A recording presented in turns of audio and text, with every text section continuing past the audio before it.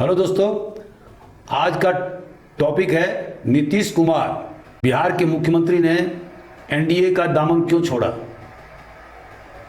इसके कारण क्या थे और इसका परिणाम बिहार पर और पूरे भारत की राजनीति पर क्या प्रभाव पड़ेगा, इसके बारे में मैं अभी मीमांसा करूंगा। तो दोस्तों, जैसा कि आप जानते हैं कि कल बिहार के मुख्यमंत्री नीतीश कुमार ने राज्यपाल के समक्ष अपना इस्तीफा पेश किया और उसके ठीक 3-4 घंटे के बाद में पुनः आरजेडी के नेता तेजस्वी यादव के साथ के समक्ष पहुंचे और उन्होंने नई सरकार बनाने का दावा ठोका और उन्होंने कहा कि उन्हें 164 एमएलए का समर्थन प्राप्त है, जिसमें कि 7 से ज्यादा पार्टियों का समर्थन उन्हें हासिल है। कांग्रेस, सीपीआई एमएल, आरजेडी, इन पार्टियों ने उन्हें समर्थन दिया है। आज नीतीश कुमार पुनः 2 बजे 8वीं बार बिहार के मुख्यमंत्री के पद का शपथ लिया। तो दोस्तों, प्रश्न उठता है कि उन्होंने एनडीए अर्थात नेशनल डेमोक्रेटिक अलायंस, जिसमें कि बीजेपी सबसे बड़ा घटक था, उसे उन्होंने क्यों छोड़ा। जैसा कि आप जानते हैं कि 2020 के चुनाव में नीतीश कुमार ने बीजेपी के साथ मिलकर के चुनाव लड़ा था और उनका वोट परसेंटेज घट गया था और पिछले चुनाव अर्थात 2015 में जितनी सीट आई थी उससे बहुत कम सीट उन्हें 2020 के इलेक्शन में आई। वो मात्र 43 अर्थात 43 सीट पर सिमट गए थे, जबकि बीजेपी को 74 सीट्स मिला था। 2020 के इलेक्शन में सबसे बड़ी पार्टी के रूप में आरजेडी उभरी थी और उसे 75 सीट मिले थे और अभी 4 सीट और उसे असदुद्दीन ओवैसी के पार्टी के एमएलए का समर्थन मिल गया है। तो इस तरह से अभी आरजेडी के पास में 79 मेंबर्स है। कांग्रेस के पास में 19 सदस्य है। 2020 के चुनाव में कांग्रेस को भी घाटा हुआ क्योंकि 2015 के चुनाव में उसे 27 सीट मिला था और इसी तरह से मांझी के पार्टी हम को 4 सीट मिला हुआ है। तो दोस्तों, इस तरह से हम देखते हैं कि 2020 के चुनाव में नीतीश कुमार के पार्टी जेडीयू को 1.5% वोट का घाटा हुआ और ऐसा लगता है कि धीरे धीरे उनका जो वोट बैंक है या जो सोशल बेस है वो कमजोर पड़ता जा रहा है, जबकि बीजेपी का जो सोशल बेस है वो बिहार में और देश के अन्य भागों में बढ़ता जा रहा है। नीतीश कुमार को बीजेपी का बढ़ता हुआ ताकत काफी परेशान किया और उन्हें लगा कि धीरे धीरे उनकी पार्टी को बीजेपी समाप्त कर देगी। जिस तरह से अकाली दल को पंजाब में बीजेपी ने समाप्त कर दिया, महाराष्ट्र में जो उनके सबसे पुराने सहयोगी शिवसेना को बीजेपी हाशिए में ला खड़ा कर दिया और वहां पर बीजेपी ने शिवसेना को तोड़ करके अपनी सरकार बनाई। तो नीतीश कुमार को यह लगा कि कहीं उसके पार्टी में भी सेंध न डाल दिया जाए और पार्टी को पूरी तरह से विखंडित न कर दिया जाए। नीतीश कुमार को इस संशय पर बल तब मिला या उनका संशय ज्यादा मजबूत हो गया जब उन्हीं के पार्टी के और एक समय में उनके खास आरसीपी सिंह, जो उन्हीं के जिले से आते हैं और उन्हीं के जाति कुर्मी के हैं, उनको बीजेपी ने ग्रूम करना चालू किया। और अभी तो यह बात भी सामने आई है कि नीतीश कुमार के नहीं चाहने के बावजूद भी आरसीपी सिंह को बीजेपी ने केंद्र में मंत्री बनाया था। हालांकि यह बात कितना सही है इसके बारे में कुछ नहीं कहा जा सकता है, लेकिन जिस तरह से आरसीपी सिंह का क्लाउड बढ़ता जा रहा था और नीतीश कुमार को लगा कि कहीं उनका जो अपना सोशल बेस बैकवर्ड कास्ट में है, खास करके कुर्मी और कहार जातियों में है, वो कहीं दड़क न जाए और बहुत सारे एमएलए उनसे टूट करके भाग न जाएं। तो इसीलिए नीतीश कुमार ने यह फैसला लिया। इसके अलावा और अन्य कारण थे दोस्तों। जैसा कि आप जानते हैं कि बिहार सबसे पिछड़ा राज्य है। आजादी के समय में भी बिहार पिछड़ा राज्य था, बॉम्बे प्रांत से पिछड़ा राज्य था, लेकिन जो डिफरेंस था वो ज्यादा नहीं था। लेकिन वक्त के साथ में धीरे धीरे पश्चिमी राज्य और दक्षिणी राज्य जैसे कि तमिलनाडु, आंध्र प्रदेश, तेलंगाना, महाराष्ट्र, कर्नाटक और गुजरात, इन राज्यों में तेजी से प्रगति हुई, लेकिन बिहार पिछड़ता गया। और खास करके जब 1991 में लिबरलाइजेशन पॉलिसी भारत सरकार के द्वारा अख्तियार किया गया, जिसको कि एलपीजी मॉडल कहते हैं, लिबरलाइजेशन, प्राइवेटाइजेशन एंड ग्लोबलाइजेशन। इस पॉलिसी के अख्तियार होने के बाद में बिहार और ज्यादा पिछड़ता गया। और आज स्थिति यह है कि अगर 2011 की जनगणना को देखें तो लिटरेसी रेट में भी बिहार पीछे है, पॉपुलेशन कंट्रोल में भी बिहार पीछे है, टीएफआर, टोटल फर्टिलिटी रेट, अर्थात एक महिला 15 साल से लेकर 49 साल के बीच में कुल जितना बच्चा पैदा करती है उसको टीएफआर कहते हैं। जहां तक दक्षिणी राज्यों का सवाल है, उनका टीएफआर जो भारत सरकार का टारगेट है 2.1, उससे काफी नीचे आ गया है। लेकिन बिहार और यूपी और उत्तर भारत के अन्य राज्य अभी भी टीएफआर के लक्ष्य को प्राप्त नहीं कर पाए हैं। तो एक पॉपुलेशन की एक समस्या है। जैसा कि आप जानते हैं कि बिहार में जो डेंसिटी ऑफ पॉपुलेशन है वो ऑल इंडिया के औसत डेंसिटी ऑफ पॉपुलेशन से 3 गुना ज्यादा है। बिहार का per capita income all India के पर कैपिटा इनकम से काफी कम है। अगर आप टेली डेंसिटी के हिसाब से देखें तो वहां भी बिहार सबसे पिछड़ा राज्य है। अगर आप इंटरनेट के हिसाब से देखें तो केवल 30% लोग इंटरनेट का इस्तेमाल कर रहे हैं। अगर मोबाइल परसेंटेज को अगर देखें तो वहां भी बिहार सबसे पीछे है। पर कैपिटा इलेक्ट्रिसिटी कंजम्पशन में भी बिहार सबसे पीछे है। तो जितने भी इंडिकेटर हैं डेवलपमेंट के, वहां पर बिहार पीछे हैं। 2015 के जनरल इलेक्शन में वर्तमान प्रधानमंत्री ने बिहार में 1,25,000 करोड़ का स्पेशल पैकेज का ऐलान किया था। नीतीश कुमार 2010 से ही बिहार को स्पेशल राज्य घोषित करने की मांग करते रहे।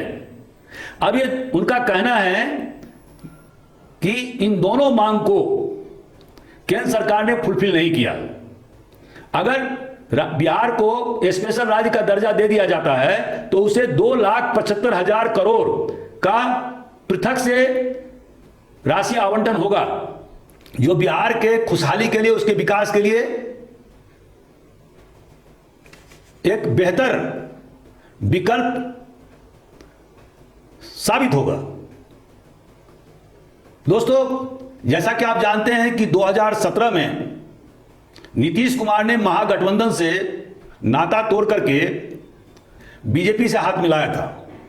आरजेडी और कांग्रेस को डंप किया था उन्होंने।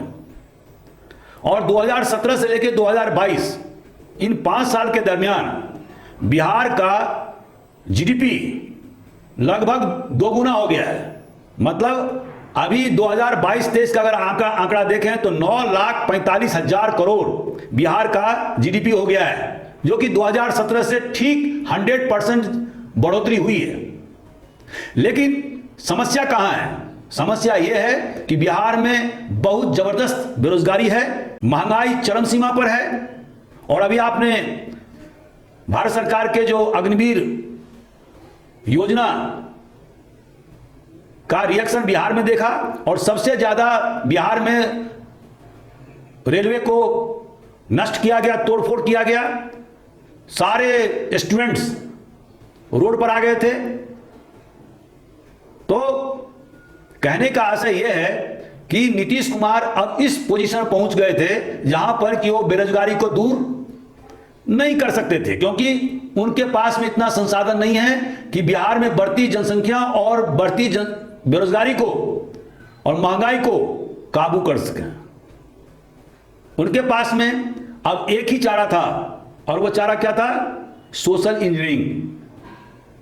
क्योंकि सोशल इंजीनियरिंग के माध्यम से वो बीजेपी को डिफीट कर सकते थे और स्वतः और उनकी पार्टी बिहार की राजनीति में प्रासंगिक रह सकती थी। जैसे अभी अगर आरजेडी का सोशल बेस देखें तो वह मुसलमान और यादव इसका कॉम्बिनेशन है। बीजेपी को मैक्सिमम फॉरवर्ड कास्ट के लोग वोट देते हैं, उसकी पैठ ओबीसी मतलब अदर बैकवर्ड क्लासेस में भी बढ़ती जा रही है, शेड्यूल्ड कास्ट में भी और शेड्यूल्ड ट्राइब में भी बढ़ती जा रही है। कांग्रेस का अब कोई वोट बैंक नहीं रह गया है। अगर 2020 के चुनाव को देखें तो कांग्रेस को 9% वोट मिले, और सभी जाति धर्म से कांग्रेस को कुछ ना कुछ वोट मिलता है। तो सोशल इंजीनियरिंग को मजबूत करने के लिए नीतीश कुमार ने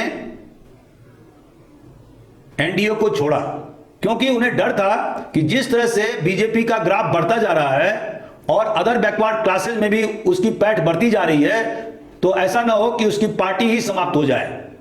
और खास करके जिस तरह से बीजेपी ने आरसीपी सिंह को, जो एक कुर्मी नेता हैं, जो पहले उनके शिष्य रह चुके हैं, एक पूर्व आईएएस अफसर रह चुके हैं, उन्हें जिस तरह से बीजेपी मदद कर रही थी, इमेज बिल्डिंग का काम कर रही थी, तो उससे नीतीश कुमार काफी परेशान नजर आए।